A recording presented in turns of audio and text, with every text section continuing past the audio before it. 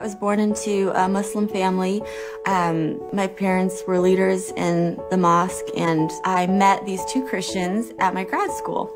We just realized, okay, we definitely are both very strong in our faiths, but we can't both be right. We can both be wrong. Like logically in my mind, it's like, okay, we can both be wrong about Jesus for sure, but we can't both be right. So we sort of resolved that we wanted to figure out what truth is. And secretly, I wanted to convert him massively. I totally wanted to convert him to Islam, because anytime I would debate anybody about, religion, I would always win.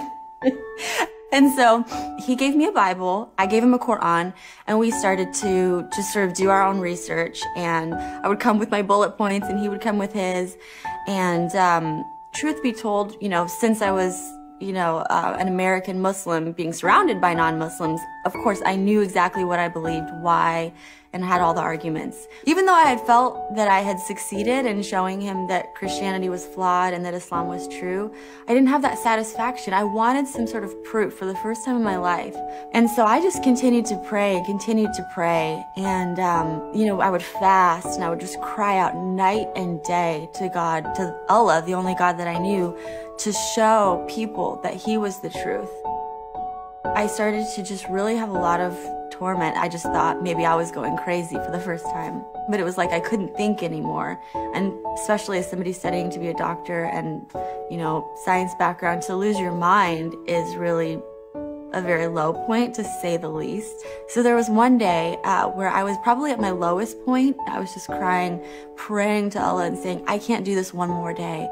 And that same day, I got a text message from my friend. He had been praying for me all along, and his church actually had been praying too down south. And his pastor actually had brought, or had typed up bullet points from the book by Lee Strobel called The Case for Christ.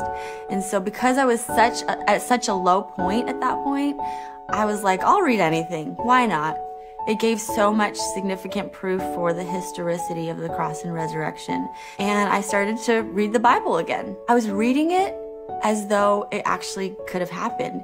And I just remember thinking, oh my gosh, this is beautiful. And then I called somebody that I knew who was a Christian. She said, why don't you just ask Jesus to come into your heart? If you're wondering and curious, you have nothing to lose.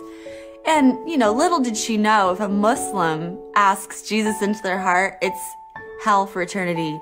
No coming back. You cannot come back from that. So I just looked up at the heavens and I said, Allah, I don't know who you are. Allah, I don't know what's real. Whoever you are, though, I want to give my life to you. If you're Jesus, you can come into my heart. The next morning I woke up and all the torment was gone. So I thought to myself, okay, logic brain, I'm gonna really give this exploration of the Gospels 3 or 4 years of my life, and I'm gonna really look into it to see if it's real. I'm gonna stay a Muslim, of course. I would never leave Islam, but I just want to give this a chance.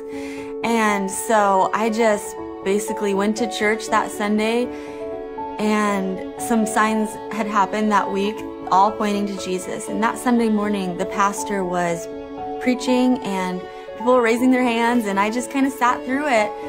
But my heart just wanted to worship. And when the altar call came, we all bowed our heads, and the pastor just said, I feel like there's someone in here that wants to give their life to Jesus, but they don't even know what that means, and they're really scared. And I just said, enough is enough. It's taking me more faith to not believe in Jesus than to believe in him. He's my first experience with love.